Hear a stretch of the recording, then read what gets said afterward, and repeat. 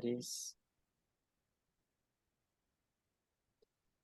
Hola, buenas noches a todos. Bienvenidos a este espacio de intercambio de información acerca de temas de gestión humana. Este espacio lo creamos para podernos enriquecer en torno a diferentes temáticas que los psicólogos y profesionales de talento humano están todo el día y todo el tiempo pues expuestos a diferentes temáticas, y la idea de este espacio es poder compartir con expertos en diferentes temas y que nos compartan sobre su experiencia eh, sobre un tema particular. Mi nombre es Sebastián Trujillo, soy psicólogo con un enfoque en psicometría. Con mi socio David Maloff, que también es psicómetra. Tenemos una plataforma de pruebas psicotécnicas con la cual apoyamos a reclutadores en áreas de recursos humanos, empresas de consultoría, empresas de servicio temporal en la optimización de la aplicación de pruebas psicotécnicas. Nuestro enfoque netamente cuantitativo. En los webinars pasados, digamos que hemos hecho mucho énfasis en temáticas cualitativas, pero decidimos en esta oportunidad enfocarnos en lo nuestro, que es que es el enfoque cuantitativo.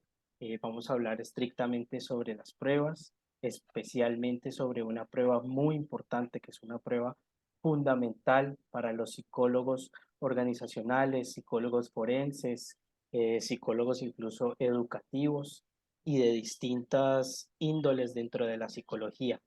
Eh, el día de hoy tenemos una invitada muy especial. Es una psicóloga que está muy preparada en todo el tema forense, en todo el tema de intervención clínica, y es una persona que nos va a ampliar sobre esta prueba del MMPI-2, el inventario multifacético de la personalidad de Minnesota. Antes de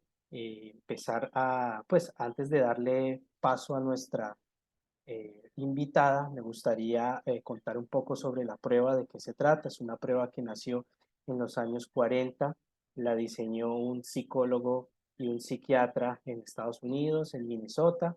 Inicialmente fue aplicada para participantes en un hospital psiquiátrico y se hizo una comparación entre grupos normales y grupos con patologías.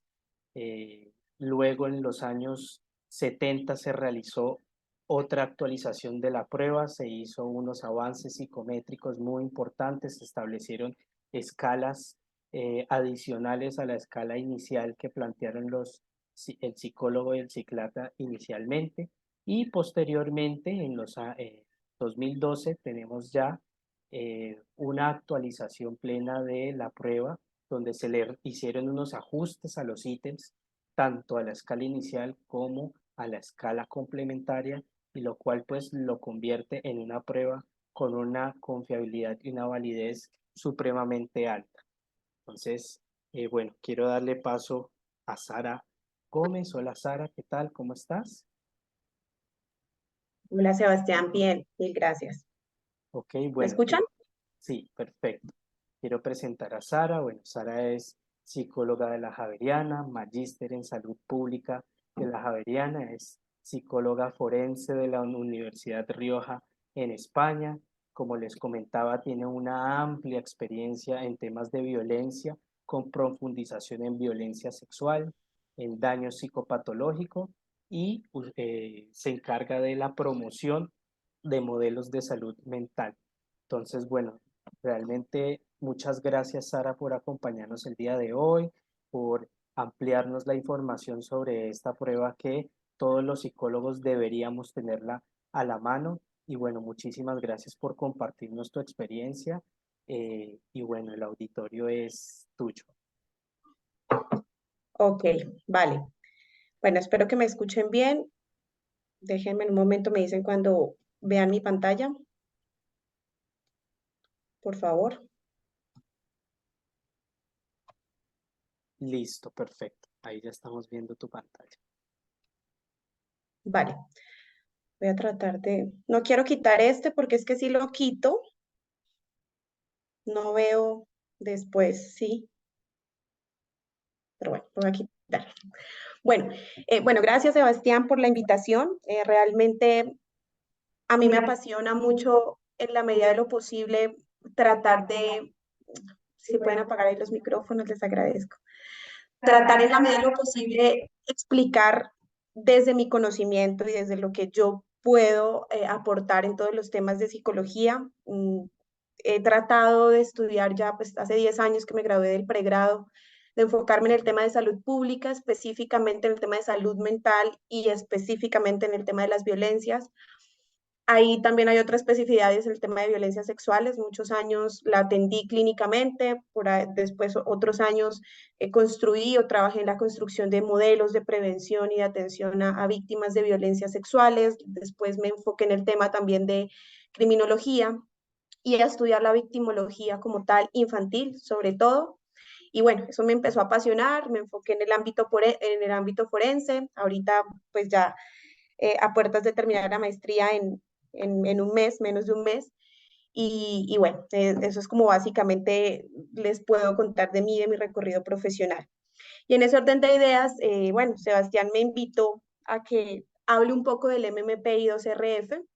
El MMPI-2RF lo he aplicado más que todo en todo el tema forense porque se me hace que es una herramienta bien completa en muchos aspectos y quisiera que hoy ustedes aprendan un poco de ella, porque muchas veces piensan que el MMPI está muy enfocado en el tema clínico.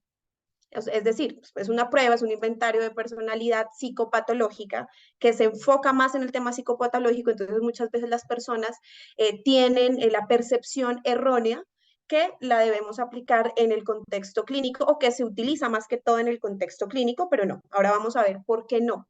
Y por eso hoy me quiero enfocar en el tema organizacional, ¿no? Que no es mi fuerte, que no, pero de alguna otra forma, digamos, quiero como asociar esos dos campos y que ustedes se den cuenta que sirve muchísimo realmente.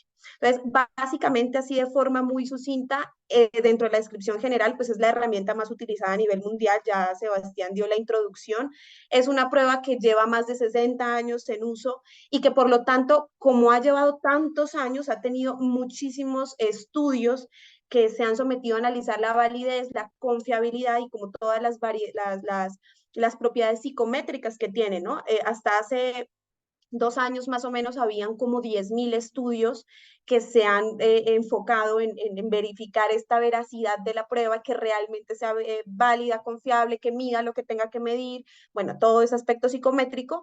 Y actualmente se dice que hay aproximadamente 11.000 estudios donde la catalogan como una de las pues, mejores pruebas que nos puede permitir o arrojar información acerca de la personalidad.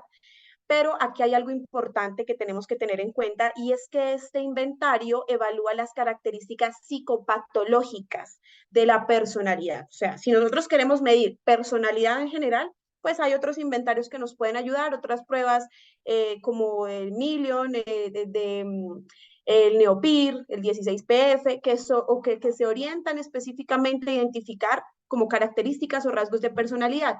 Lo chévere de esta es que podemos ver la personalidad, pero como les digo, enfocada en esos rasgos, digámoslo así, o en esas conductas que entre comillas pueden ser anormales o salidas un poco de la frecuencia común de la población general, y esto nos va a permitir tomar decisiones importantes frente a muchos aspectos desde la psicología, independientemente de los campos donde nosotros lo trabajemos. Esta prueba, como les digo, evalúa características psicopatológicas globales, pero también evalúa características psicopatológicas específicas. Entonces se centra en trastornos psicosomáticos, también en intereses. Hay una pequeña parte, hay dos escalas que evalúan intereses específicos y de personalidad. Hay otros aspectos que nos pueden evaluar agresividad. Bueno, ahorita la vamos a ver. Y en ese orden de ideas, ¿por qué no solamente puede ser utilizada, o bueno, debería ser utilizada en el aspecto clínico? En el sanitario, es decir, desde el marco de la salud pública, puede ser muy utilizada porque nos ayuda demográficamente a identificar algunos rasgos, aunque suena un poco complejo porque es una prueba pues que amerita aproximadamente 1 hora de aplicación y demás, pero se ha determinado a través de varios estudios que es una muy buena herramienta para identificar demográficamente algunas características psicopatológicas de las poblaciones o de poblaciones específicas. En el campo clínico pues ya sabemos que nos ayuda, pero entonces aquí es donde yo voy. ¿Por qué en el organizacional y en el forense, me voy a enfocar hoy en el organizacional, nos sirve? Porque esta prueba, a diferencia de las otras pruebas de personalidad, tiene unos niveles de validez que miden simulación y disimulación. Entonces, esto nos suena o se hace mucho más interesante porque tú cuando vas a aplicar un trabajo, muy probablemente vas a disimular, ¿verdad? Disimular significa en la medida de lo posible de disminuir o de no querer mostrar los síntomas que probablemente tienes o algunas características psicopatológicas de tu personalidad que probablemente no quieres que sepan.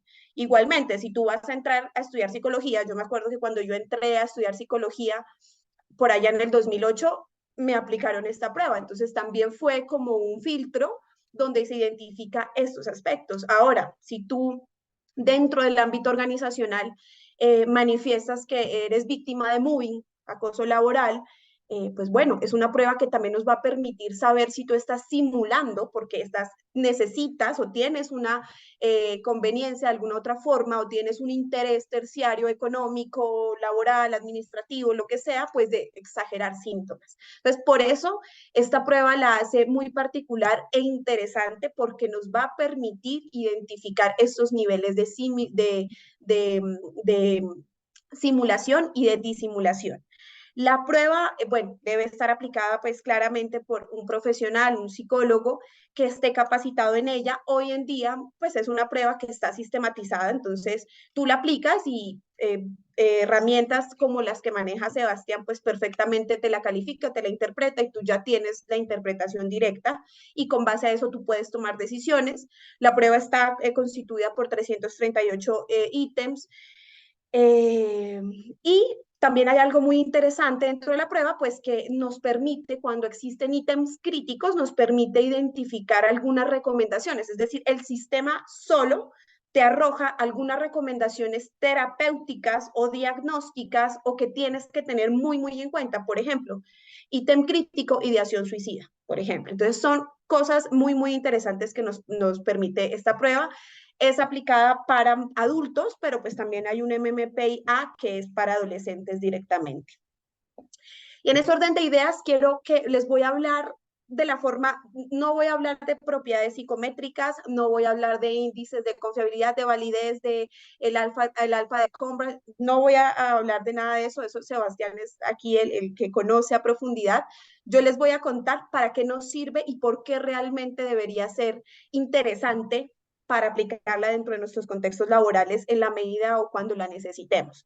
Entonces, esta prueba aquí, como ustedes se dan cuenta, tiene 9 escalas de validez, que es lo que primero evalúa. ¿Me escuchan bien? Es que me aparece que mi conexión está inestable. Perfecto, te escucho perfecto.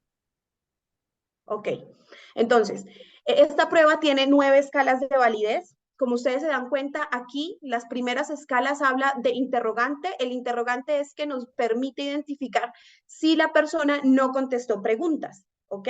De todos los ítems que hay, si la persona no contestó más de 15 ítems, entonces pues es un inventario que no nos va a servir, digámoslo así, porque la validez va a disminuir, porque obviamente hay mucha ausencia de preguntas. De lo contrario, menos de 15 ítems, normalmente dentro de las pruebas son 1 o 2 preguntas que la gente no responde porque es demasiadas preguntas y puede que se le pase, pero entonces eso es lo que nos va a medir, si la persona contestó o no contestó.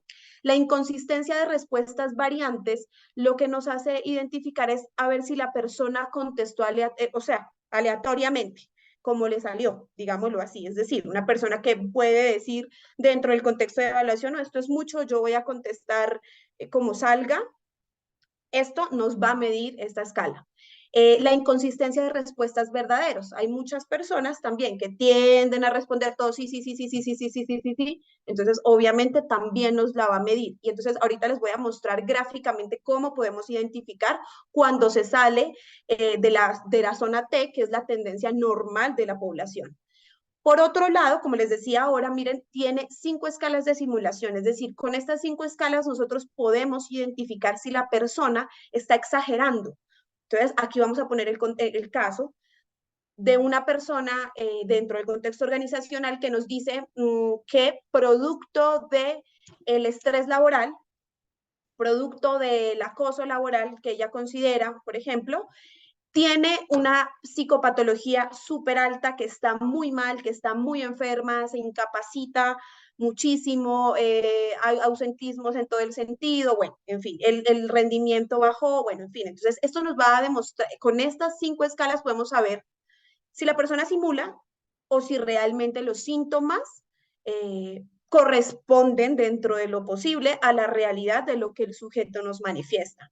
Entonces, hay una escala que es la infrecuencia. Esta lo que nos va a medir es que si sus síntomas son muy infrecuentes a la población general, es decir, está poniendo síntomas que en conjunto no tendrían por qué aparecer, por ejemplo. El otro es la psicopatología infrecuente, es decir, que establece psicopatología que no es frecuente con las otras respuestas que ella dio. Entonces, como el MMPI tiene algunos ítems donde te va a preguntar aspectos que tú, digamos que si no tienes una patología, vas a sentirlos como ilógicos, no sé, por ejemplo, alguien me siento que todas las noches me habla, pues para ver si existe un tipo de psicosis, de alucinación. Entonces, esto es lo que nos mide, si esa psicopatología está fuera del rango, pero que no convalida, digámoslo así, con las características de esta persona y con las características de personalidad que nos arroja la prueba como tal.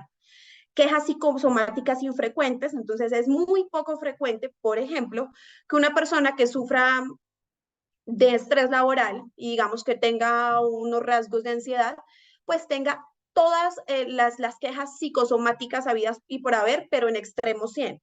Pues es muy poco probable que todos digan todo el tiempo tengo cefalea y dolor de cabeza intenso, no puedo dormir absolutamente nada, todo el tiempo estoy temblando, tengo taquicardia absolutamente todo el tiempo, tengo quejas gastrointestinales y estoy todo el tiempo en el baño. Es decir, o sea, es infrecuente que pase. Es decir, si tú tienes ansiedad, obviamente vas a tener unos rasgos y algunos sintomatología que va a ser más acentuada que otra, ¿no? Pero teóricamente y científicamente hablando es muy infrecuente que pase pues todo nivel 100. Entonces, eso es lo que nos mide esa escala.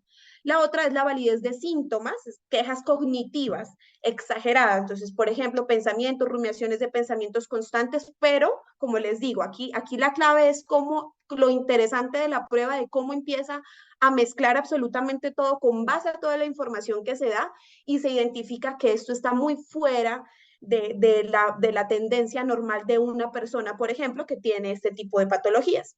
Y el sesgo de respuesta, que es cuando la persona exagera sobreestimadamente la falta de memoria, básicamente. Normalmente en este sesgo de respuesta y en todo este tema de simulación y simulación, uno tiene que aplicar otra prueba que mida específicamente simulación y disimulación. Pero esto con el MMPI lo que te va a permitir es darte una bandera roja en este tema de simulación y disimulación para que tú digas, ok, voy a aplicar otra prueba que me permita constatar lo que estoy viendo aquí. Entonces hay dos, el TOM, que es una prueba para específicamente simulación de síntomas de memoria, y el SIMS, que es para todo el tema de simulación psicopatológica en su generalidad. Y por otro lado, tiene las dos escalas de disimulación. Recordemos, la simulación es exageradamente, la disimulación es evitar a toda costa que ellos sepan o que alguien sepa que yo tengo alguna alteración. En este orden de ideas, la simulación puede ser, en el contexto organizacional, pues que yo quiera aplicar, por ejemplo, a un cargo como vigilancia. Y yo, pues obviamente, si voy a ser de seguridad privada, pues voy a tener arma de dotación, ¿verdad? Entonces, yo, no sé, voy a poner un ejemplo, tengo una depresión severa, tengo ideación suicida severa, o tengo altos niveles de heteroagresión, es decir, agresivos, tengo una personalidad muy, muy, muy agresiva, muy reactiva. Entonces, yo, en la medida de lo posible, trato de por lo que sea, minimizar todo. Entonces, aquí eso es lo que nos va a permitir identificar, porque mide primero las virtudes inusuales, es decir, la persona que normalmente tiende a disimular va a generar atribuciones morales muy poco habituales, y que son atribuciones morales, o sea, van a tratar de mostrarse, pues, yo nunca he robado, yo nunca he cogido nada que no sea mío, ni siquiera un lapicero, un ejemplo, pues algo así son las preguntas, no exactamente así, pero más o menos. Entonces, la persona que trata de disimular va a atender de todas estas preguntas, empezar a responderlas con el menor nivel de sinceridad y tratando de ocultar algo. Entonces, esto la prueba nos lo va a poner como bandera roja.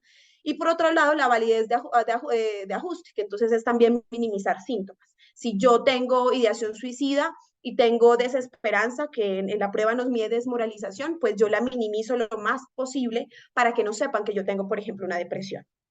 Y entonces aquí miren, vemos, por ejemplo, este es un ejemplo. Aquí yo tengo, por ejemplo, es un caso de una persona que llegó a mí desde el ámbito forense manifestando que existía, que ella se sentía y que estaba en un proceso legal, pues porque era víctima de acoso laboral.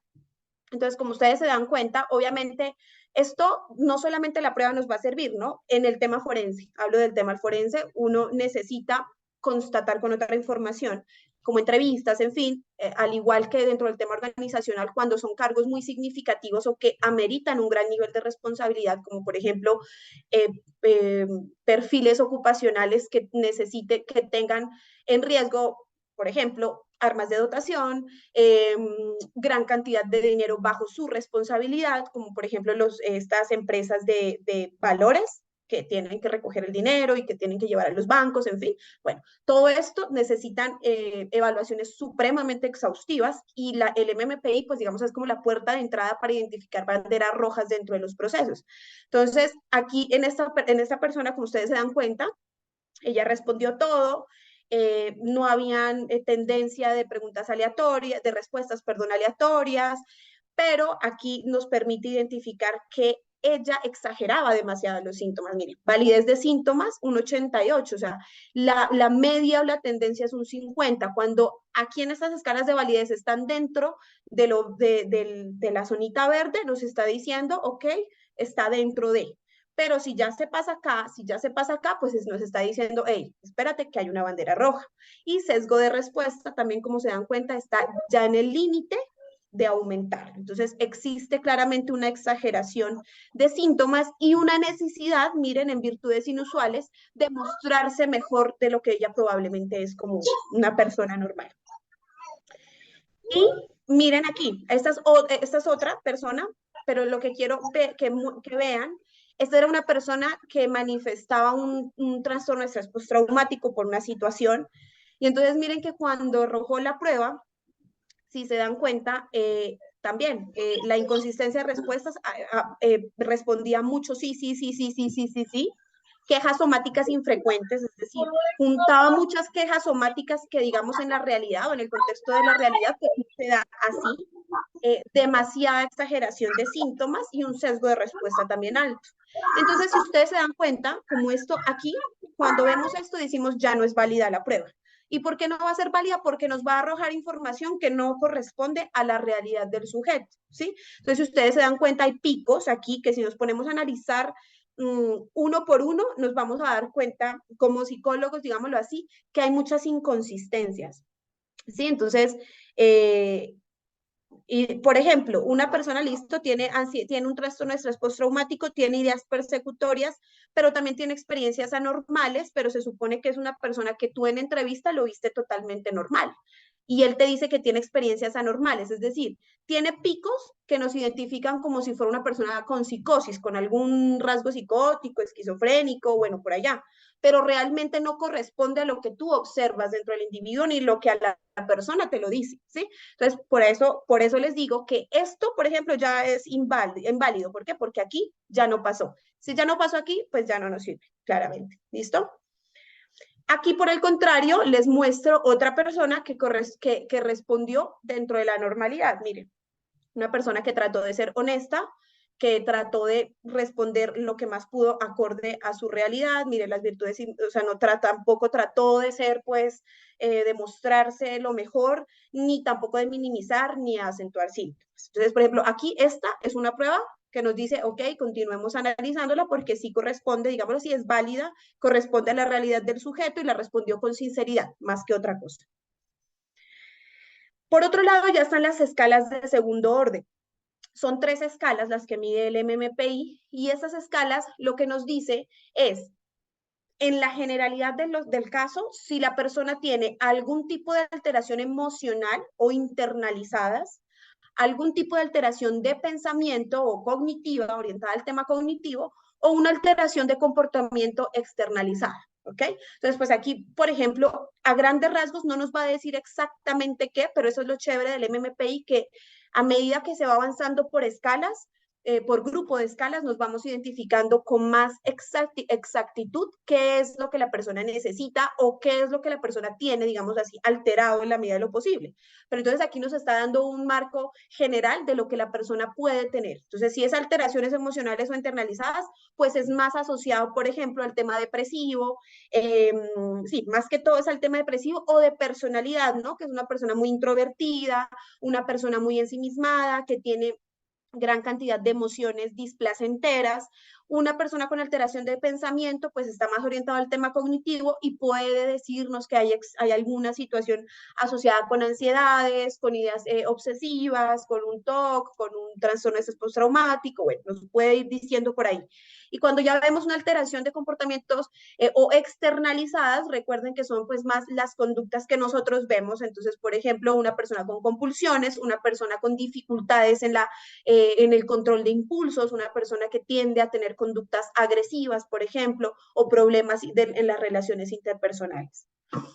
Entonces, miren, por ejemplo, este es el caso, a partir de ahorita les voy a mostrar de este caso, que es el de la persona que contestó honestamente, ¿ok? Esta es otra persona que manifestaba alteración dentro del contexto laboral por presunto acoso laboral. Ella respondió bien, digámoslo así, honesta. Entonces, aquí vamos viendo y nos va dando una idea de lo que pasa. ¿Qué idea nos está dando aquí? Bueno, que existe de alguna u otra forma una tendencia a algún aspecto más depresivo, ¿verdad? Miren que o sea, existen más alteraciones de las emociones o internalización. Eso es lo que nos puede decir la primera escala.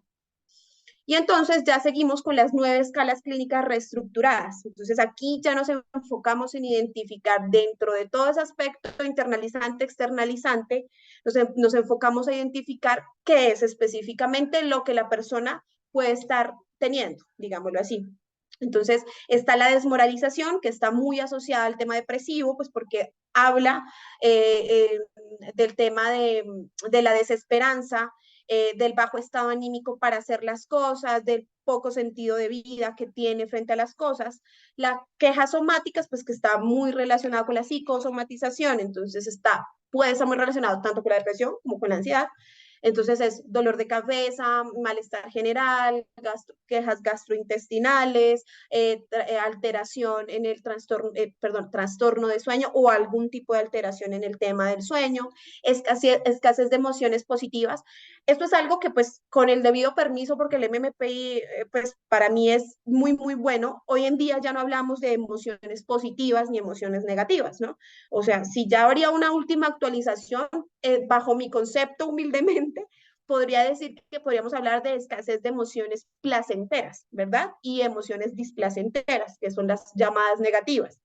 Desconfianza, conductas antisociales, es decir, conductas que se salen de la norma y de lo que se espera dentro de la frecuencia de la conducta poblacional, ideas persecutorias, que ya nos puede estar hablando de un cuadro psicótico, emociones negativas disfuncionales, pues aquí hablaríamos de emociones displacenteras disfuncionales, que pueden ser tristeza, melancolía,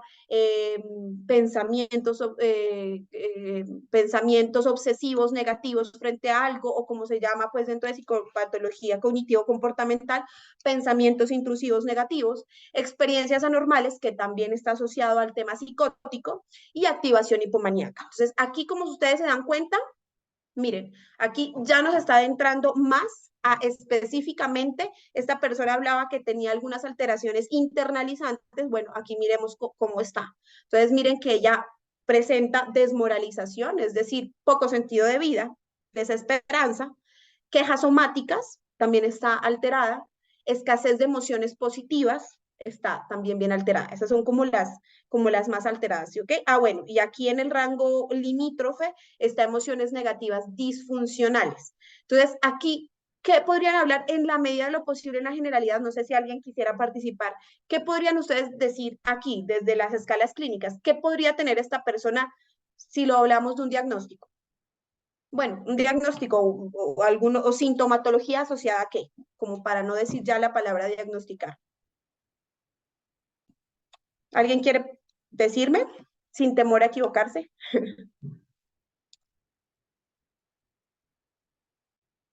Porque no los puedo ver, así que Muy tímidos, es que está muy muy tímidos. interesante, muy interesante. No los puedo ver como allá. ¿Qué nos quiere decir? Cindy, ¿tú qué crees? Aquí en lo que tú ves aquí, ¿tú qué crees que podría tener esta persona?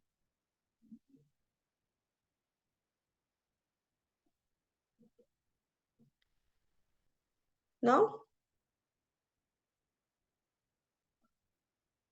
No se animan. Bueno, entonces, básicamente, si nosotros vemos aquí, ustedes se dan cuenta, escasez de emociones positivas está bien alterada, quejas somáticas y desmoralización.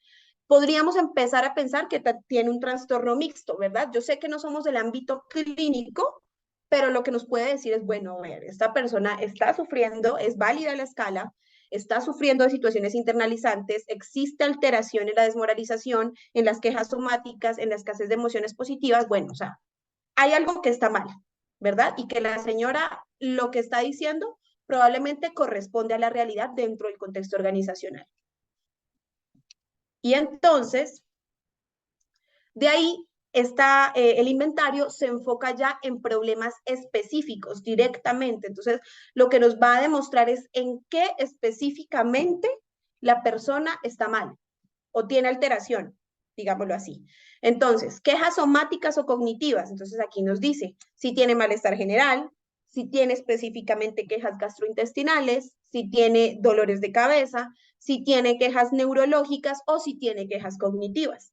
Por otro lado, dentro de la escala de internalización nos va a decir si la persona tiene ideación suicida, si es una persona con indefensión o desesperanza, que tiende a la desesperanza y a la indefensión, a sentir que no tiene como las habilidades de afrontamiento adecuadas. Por otro lado, si es una persona que tiene una tendencia de personalidad insegura o que pueda que también por el momento que en ese momento está cursando, pues tienda a la inseguridad. Si es una persona que se percibe como ineficaz, una persona con alto nivel de estrés y preocupaciones, una persona ansiosa, una persona con propensión a la ira. Miren, ahí es bien importante este tema en el tema organizacional. Una persona con miedos incapacitantes o una persona con miedos específicos.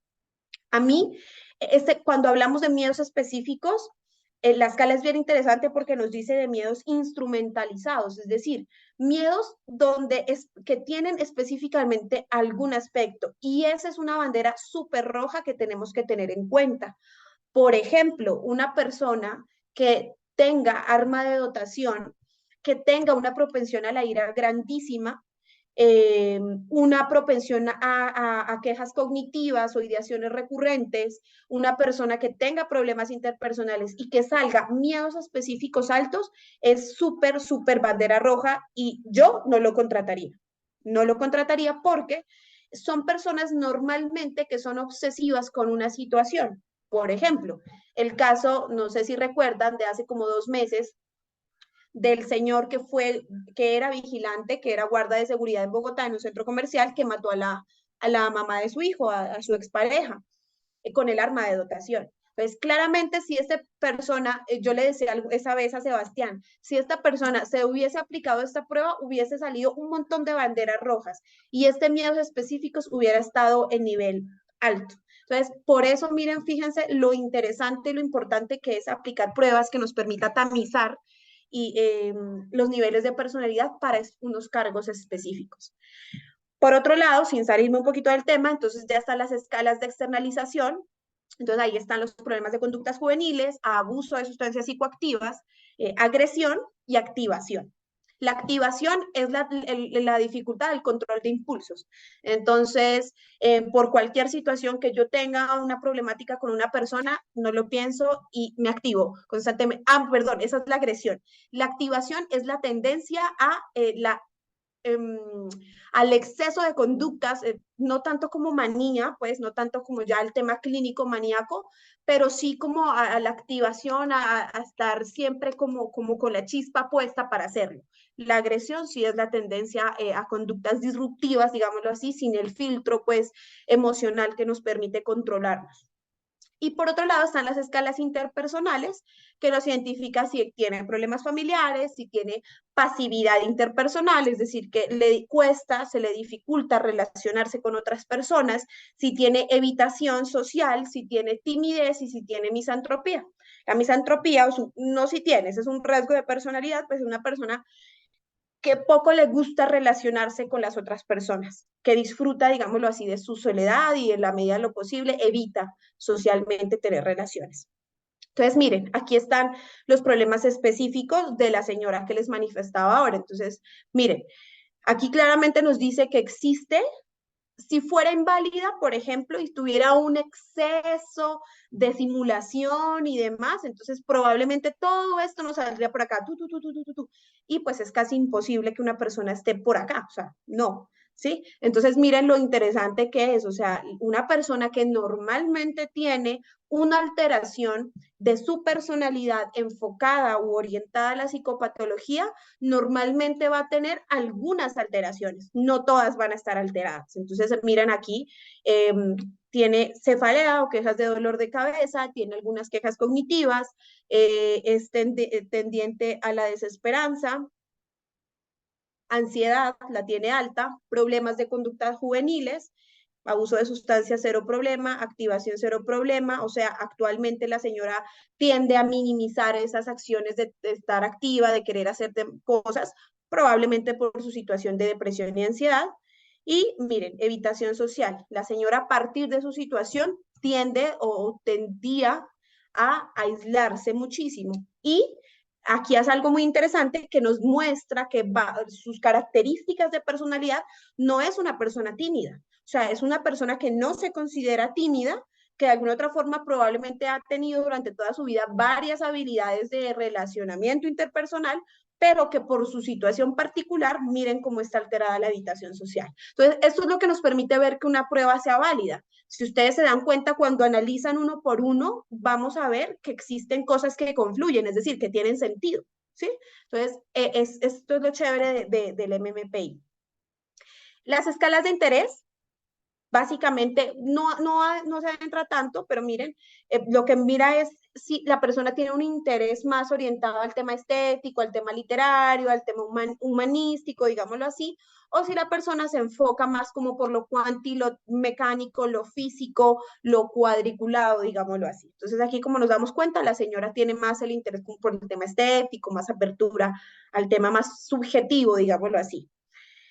Y finalmente, la prueba nos arroja las escalas de personalidad psicopatológica. Entonces, como ustedes se dan cuenta, son 5. Entonces, aquí, digamos como que recoge todo lo que midió desde las escalas clínicas hasta las escalas más específicas de alteración y nos va a demostrar, nos va a decir, bueno, cuál es su personalidad psicopatológica en el momento. Entonces, pueda que una persona tenga agresividad alta, por lo tanto es una persona que tiene agresividad instrumental, es decir, orientada hacia una agresividad o una agresión específica, dirigida hacia un objetivo específico. Por ejemplo, una persona, ¿cómo se llama? Las personas que son homofóbicas. Las personas homofóbicas, dentro de estas pruebas, se ha demostrado que entre otros aspectos, este ítem de agresividad, esta escala de agresividad, es instrumentalizada, ¿verdad? Está orientada hacia la población LGTBIQ+, por ejemplo. Entonces, esta escala va a estar muchísimo más alta. ¿sí? Entonces, es lo que nos permite observar. Una persona con psicotismo, es decir, una persona que probablemente tiene algún rasgo psicótico, esquizofrenias o bueno, cualquier demencias, cualquier tipo de patología que nos diga que tiene desconexión con la realidad, porque tiene alucinaciones, porque tiene delirios, porque tiene desorganización en el pensamiento, depende de una persona con falta de control. También aquí también nos va a decir, bueno, qué tipo de persona yo necesito de acuerdo al requerimiento organizacional o de acuerdo al perfil organizacional que yo quiero. Una persona con falta de control, por ejemplo.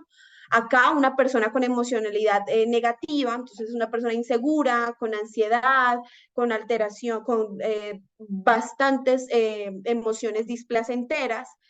Por otro lado, otra persona introvertida que tiene escasa emocionalidad placentera para mí, entonces que está más tendiente al tema depresivo. O sea, la amarilla es más tendiente al tema depresivo, la roja es más tendiente al tema ansioso. ¿Listo? Como para que se hagan una idea. Entonces, miren aquí, por ejemplo, en el caso de la señora M no es agresiva, sus rasgos, sus características de personalidad no nos dice que es una persona agresiva, ni tampoco tiene una tendencia de agresión instrumental, no es una persona con rasgos psicóticos ni desconexión de realidades, no es una persona que tiene dificultades en el control de impulsos, pero sí es una persona que tiene tendencia a emociones displacenteras y que tiene tendencia a ansiedad. Entonces, por ahí si ustedes se dan cuenta, nos puede decir fácilmente que la persona sufre o padece en el momento de la evaluación, ojo, en el momento de la evaluación, de una alteración de ansiedad y depresión, un trastorno de ansiedad y depresión. Claro que pues con esto uno no diagnostica, sino que tiene que hacerlo de forma multimétodo, pero es un instrumento bien importante que nos permite identificar. Aquí nos centramos ya, bueno, que algunas banderas rojas a tener en cuenta en cierto tipo de orientación organizacional. Por ejemplo, en temas de liderazgo, si yo necesito un líder, ¿verdad? Un líder que va a manejar muchas personas, un líder que tiene que tener capacidad de comunicación, que tiene que tener asertividad, que tiene que tener manejo de emociones, ¿verdad? Porque manejar personas para nadie es un secreto, que es una tarea bien compleja. Entonces, ¿qué características a mí me pueden decir, hey, espérate, no, ¿qué pasa? Aquí hay una bandera roja. Cuando tenga escalas clínicas asociadas, por ejemplo, con desconfianza, con ideas persecutorias, claramente, estas ideas persecutorias, ojo, no está orientada únicamente a rasgos psicóticos, porque pueda que no esté tan alterada, o sea, no, pueda que no esté tan alejada del nivel T, ¿sí? Pueda que no esté en un rango de 90, pero sí esté en un 68, por ejemplo, un 60. Entonces, ¿qué nos va a decir? Que es una persona que constantemente está pensando en si este me la quiere hacer, si este me va a hacer el cajón, si este, ¿sí? Entonces, esto también es interesante que lo tengamos en cuenta y por eso es bien importante la capacidad interpretativa que el profesional haga de la prueba, ¿sí? Porque esto nos va a decir, bueno, no quiere decir que si tenga ideas persecutorias de 60 es una persona con rasgos psicóticos o que tiene esquizofrenia, pero claramente existen algunas situaciones de su personalidad que probablemente van a afectar negativamente en su desempeño como líder.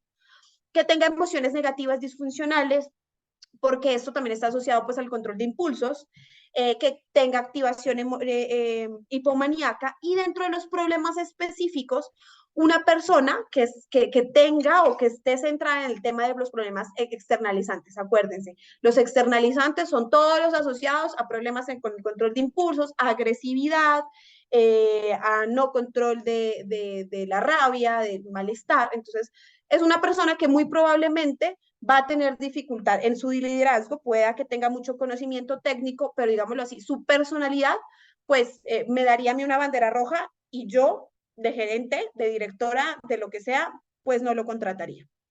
¿Ok?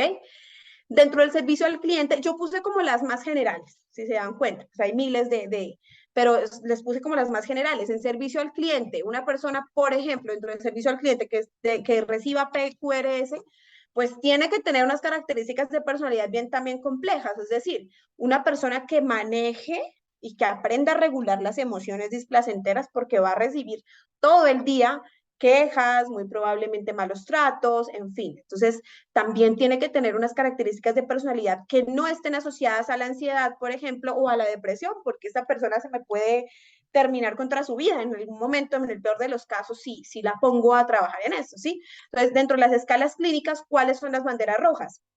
Quejas somáticas.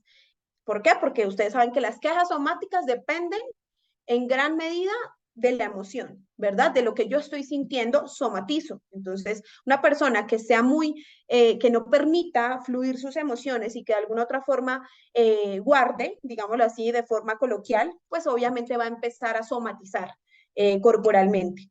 Escasez de emociones positivas, emociones negativas disfuncionales, una persona que no controle sus impulsos o sus emociones, es decir, que no pueda autorregular, que tenga dificultades en la autorregulación emocional, pues creería yo que para servicio al cliente va a tener dificultades. Igual con problemas específicos, ¿no? Una persona que se sienta indefensa, que se sienta vulnerable, que se sienta menos, una persona que tenga poco sentido de vida, pues de alguna otra forma también no le va a echar tantas ganas al trabajo que una persona que no tenga alteración en el nivel de desesperanza, una persona que se sienta insegura o que tenga unas características de personalidad inseguras, que se sienta ineficaz y pues obviamente que tenga propensión a la ira. Claramente en este puesto pues tampoco nos va a servir porque sería el otro extremo, ¿verdad? Aquí, esa es una bandera rojísima que yo creo que para mí todas las personas que tengan bajo su responsabilidad, por ejemplo, las empresas de vigilancia, a veces piensan que los policías, por ejemplo, los militares, deberían tener este filtro porque pues han pasado demasiados casos ya de suicidios, de asesinatos con armas de dotación, pues porque tienen ahí, obviamente pueden decirme, no, pero hay, puede haber otro medio con el que hubiese generado el acto, sí, pero de alguna otra forma, está en la apertura o el estímulo ahí directo con la persona, entonces obviamente va a facilitar las cosas y pues legalmente la empresa va a tener repercusiones negativas. Entonces, por ejemplo, para las personas de seguridad que tienen armas de dotación, escalas clínicas, aquí están súper claras las banderas rojas, escasez de emociones positivas, experiencias anormales, aquí sí está muy orientada como al tema psicótico e incide muchísimo, muchísimo. Escalas de internalización, que tenga propensión a la ira, que tenga ideación suicida, miedos específicos, recuerden que el miedo es instrumental, entonces este miedo específico es un miedo específicamente a alguna situación, por ejemplo, que mi mujer me deje. Voy a poner un ejemplo. Externalizantes, agresión, abuso de sustancias psicoactivas, pues porque claramente va a incidir sobre el autocontrol y sobre el manejo comportamental que yo tengo que darme a mí mismo. La activación, bueno, aquí cuando sale dentro de la escala grande de agresividad revisada o falta de control, pues es una bandera roja que pues, nos va a decir, este señor no puede ser contratado para manejar armas de dotación, ni para manejar temas de responsabilidad tan grandes como pues es este, ¿verdad? Y finalmente aquí puse, por ejemplo, las personas que tienen que ver con el cuidado, profesoras de salacunas, de jardines de niños de primera infancia, niñeras, enfermeras. Esto es súper importante. Escalas de segundo orden, cuando hay alteraciones de comportamiento externalizadas, es decir, todo lo asociado al control de impulsos y a las conductas agresivas. Escalas clínicas donde tengan emociones negativas disfuncionales, asociadas puede ser también con aspectos depresivos, o aspectos ansiosos y pues escalas con problemas específicos cuando exista internalización, es decir, propensión a la ira y externalización, propensión a ser agresivo. Obviamente, pues si tenemos estas red flags o estas banderas rojas, pues va a ser como que, bueno, dentro del rol de cuidado no sería tan asertivo contratar a una persona con estos rasgos. Les quiero hacer una pregunta. Yo sé que está un poco borroso esta imagen. Esta imagen es directamente de TEA, de la página de TEA Ediciones, que es la responsable del MMP2RF. Pero quería preguntar, la bajé porque me parece que está súper clara para la pregunta que quiero hacer. Espero que alguien me la responda. Si necesitamos contratar a un señor pongámosle, de 37 años, hombre, que va a ser encargado de la seguridad, no sé, de un edificio, pongamos. y me sale esto en el MMPI. Esto, tal cual ustedes lo ven. No sé si lo alcancen a leer con claridad. ¿Ustedes lo contratan o no lo contratan? ¿Y por qué?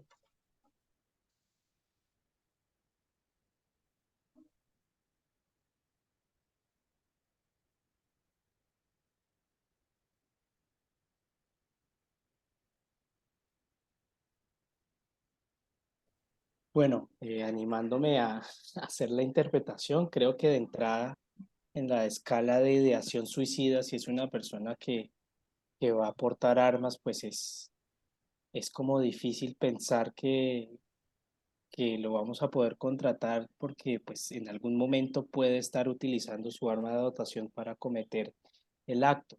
Asimismo, estamos viendo que la escala de desesperanza pues también está bien alta, por lo cual eh, pues es un riesgo bastante alto contratar a esta persona, ¿verdad? De Ok, entrada allí. gracias, Sebas. ¿Alguien más se anima a agregarlo, algo de lo que diga Sebas?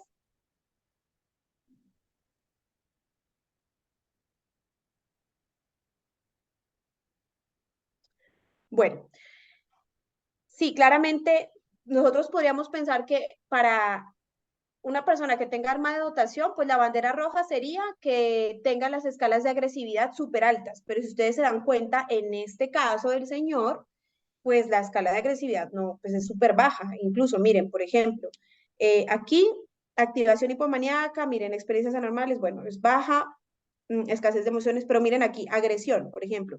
Agresión es súper bajita, agresividad es súper bajita.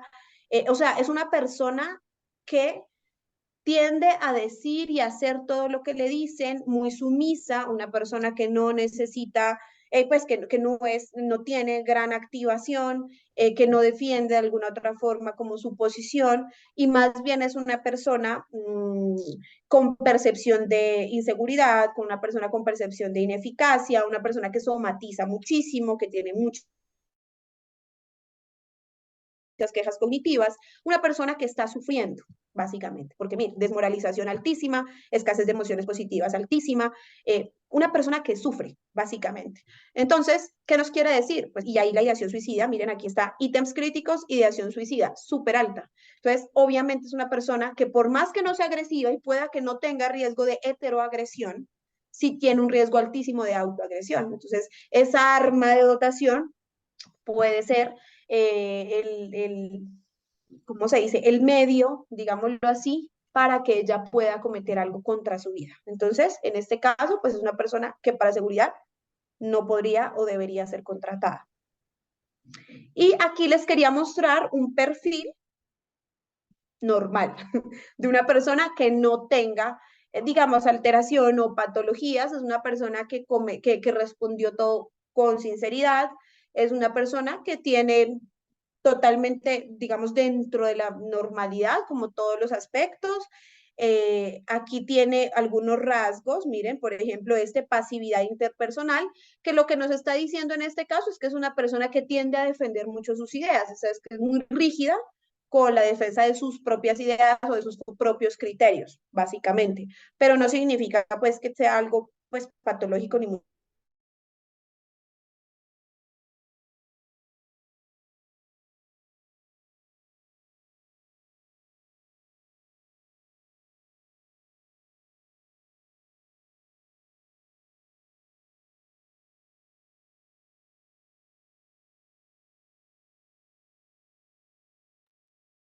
Hola, ya, ahí ya volviste. Sí, ya volviste. Tranquila. bueno, estaba terminando. Puedes compartir nuevamente tu Sí, ya pantalla. estoy compartiendo. ¿Me dicen si ahí lo ven? Ahí listo, perfecto. ¿Dónde quedaron? Estábamos analizando un perfil normal de una ¿Me persona. escuchan? Sí, sí, te estamos escuchando, estamos analizando el perfil de una persona Hola, normal. Sí, te escuchamos. ¿me escuchan? Sí, te escuchamos perfecto. Sí,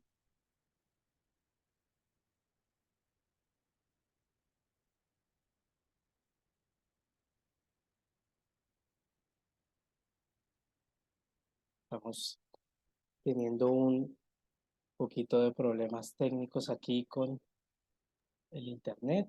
Vamos a esperar a que... ¿Me escuchan? Listo, ahí te escuchamos perfecto. Ok. Entonces, lo que les decía, que esta persona totalmente normal, esta persona puede perfectamente trabajar en cualquier eh, rol, digámoslo así. Y aquí, bueno, esto ya es para finalizar, como para que tengan en cuenta. Esto yo pues ya les dije, yo creo que dentro de la introducción, pero para selección de personal, importantísimo evaluar disimulación, ¿verdad? Escalas clínicas y escalas de personalidad psicopatológica. ¿Por qué? Porque acuérdense que dentro de selección de personal la persona va a atender a la disimulación. Si tiene algún tipo de alteración, ella va a tender a ocultar sus síntomas. Entonces tienen que estar súper pendientes como de esa escala de arriba dentro de validez. Y por el contrario, las personas que ya están dentro de la organización, pero que nos manifiesten una enfermedad laboral producto de cualquier situación del ambiente laboral, de burnout, pues que es el síndrome del trabajador quemado, que tiene mucha carga laboral, o producto del moving, que es el acoso laboral dentro del trabajo, bueno, cualquier tipo de situación dentro del contexto laboral, pues va a tender a aumentar los síntomas. Obviamente no digo que todos, ¿no? Pero es lo que tenemos que tener claro, porque siempre o en la mayoría de los casos, pues va a haber un interés terciario, puede ser económico, puede ser de indemnización, de incapacitación de enfermedad laboral, pues para que lo incapacite, eso se llama pérdida de capacidad laboral, bueno, para cualquier otra situación. Entonces, la persona que va a hacer va a tender a simular, obviamente. Entonces, aquí tenemos que estar muy, muy, muy pendientes de esa escala de arriba de simulación, es decir, de las escalas de validez, de sesgo de respuesta, de infrecuencia, de psicopatología infrecuente y de quejas somáticas. Y lo que les decía también, en este tema de simulación es muy importante apoyarse de otras pruebas que nos permita constatar. Entonces, hasta ahora, pues las mejores son el TOM y el SIMS. Y finalmente, ya para terminar, eso es importante, ¿no? Dentro de las entrevistas laborales no es adecuado preguntar sobre las situaciones psicopatológicas o todas las situaciones relacionadas a ellos. Ustedes saben que eso no se puede hacer, esto va en contra de la normatividad laboral.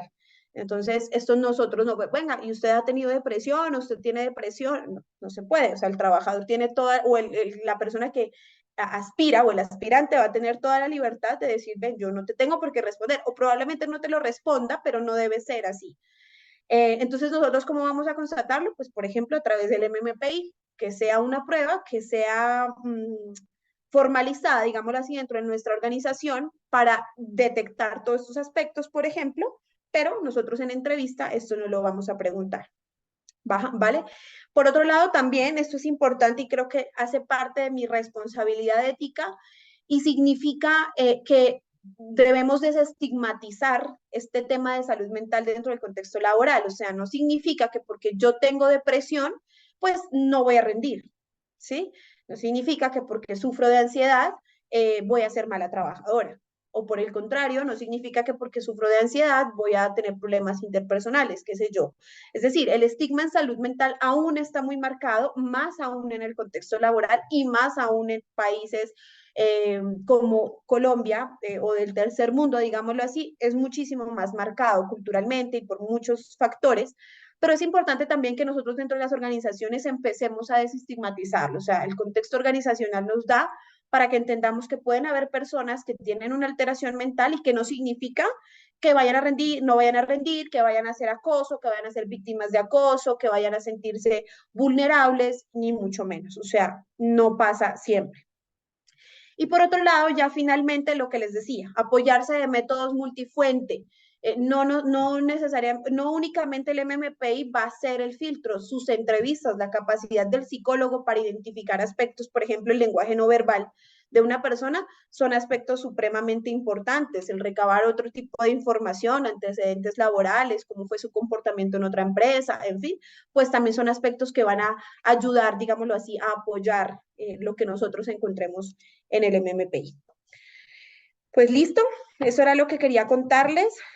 siempre me va muy bien con el tiempo, exactamente 1 hora. No Perfecto. sé si tengan dudas, preguntas. Si podemos compartir tus datos allí, Sara, de pronto si puedes dejar en la pantalla tus datos, te lo agradecería. No, muchísimas gracias de verdad por este tiempo, Sara. Eh, Realmente es un instrumento que los psicólogos deberíamos tener todo el tiempo a la mano, que deberíamos eh, pues mantenerlo dentro de nuestra baraja de opciones. Sin duda nos has dado como unos pincelazos porque realmente pues esta prueba es supremamente compleja y es una Mm, prueba que, como tú dices, requiere de un trabajo previo de entendimiento de cada una de las escalas y esta es como la punta del iceberg. Entonces yo creo que pues en tu presentación ha sido como muy eh,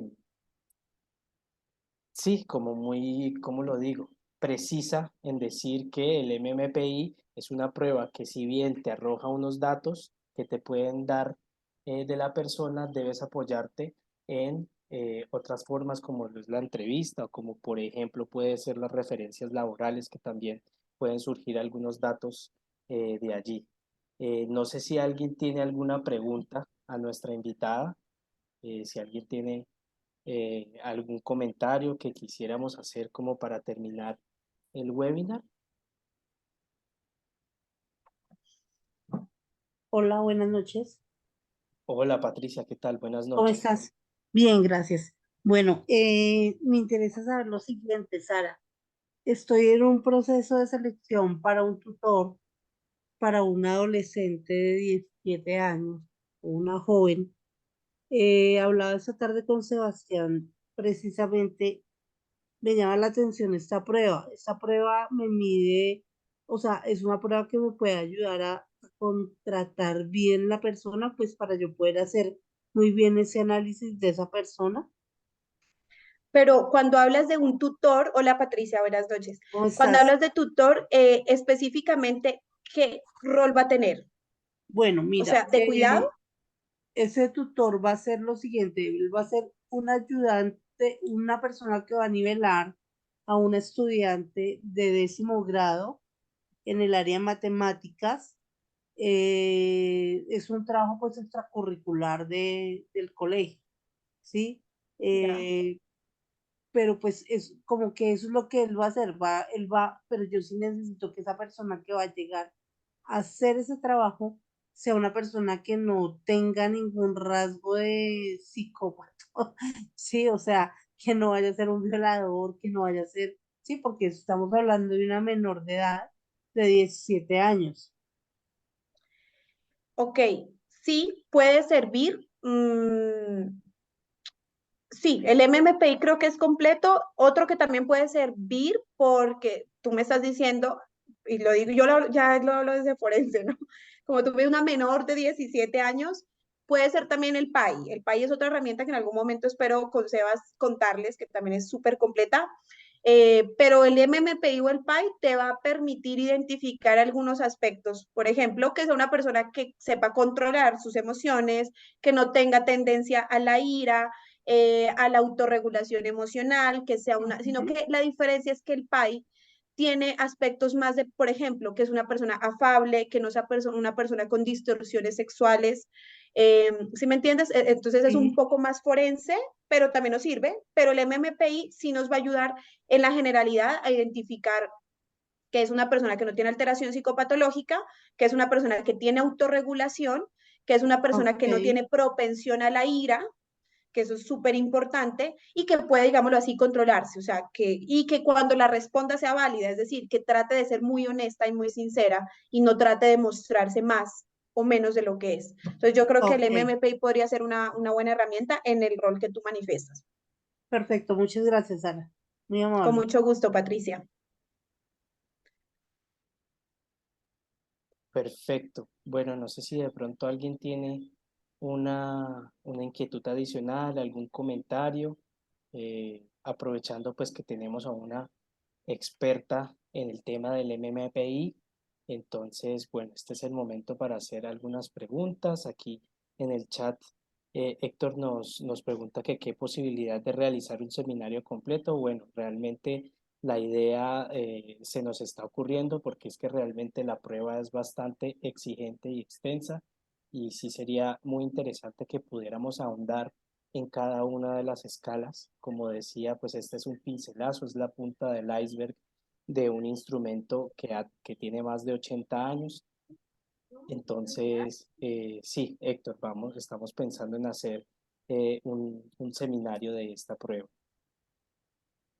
Quería preguntarte, Sara, por ejemplo, para las personas que van a trabajar en clínicas, que van a tener accesos a fármacos, por ejemplo, auxiliares de droguerías, auxiliares de farmacia, ¿qué tipo de escalas podemos evidenciar o qué tipo de escalas podemos observar que nos pudieran ayudar a ver la persona, eh, que no vamos a tener problemas con esta persona? Pues?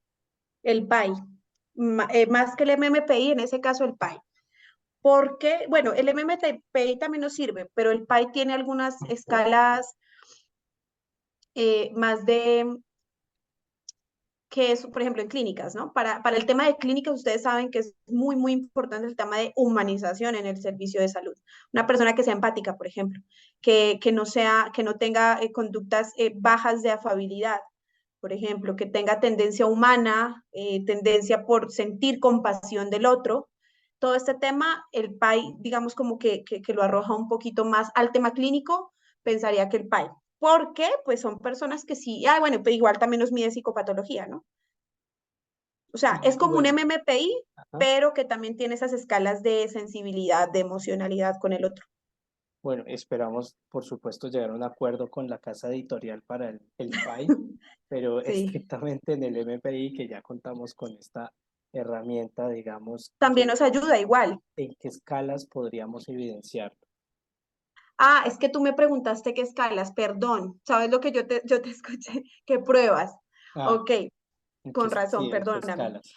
En las escalas, la externalizante. En las clínicas, pues las clínicas ahí tiene todas los aspectos de ansiedad, de depresión y demás, pero todas las que sean externalizantes, las que sean que tengan propensión a la ira, al autocontrol, todo el tema externalizante, porque dentro del ámbito clínico y más con el cuidado del otro, pues tú vas a saber de qué forma tienes el manejo emocional o cuáles son tus recursos de afrontamiento de autorregulación emocional, de autorregulación de la frustración que tengas, de las situaciones o las alteraciones que tengas.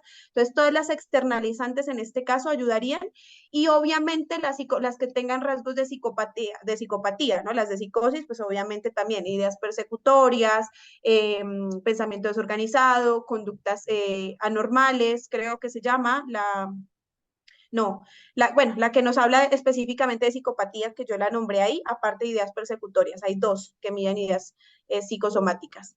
Discúlpame que yo te escuché Tranquila, prueba y era tranquila. escala. Tranquila, no, muy interesante, realmente muy interesante todo lo que nos has dicho en la presentación. Sin duda, vamos a sacar un volumen 2 de, de este webinar porque creo que hay muchísima tela para cortar.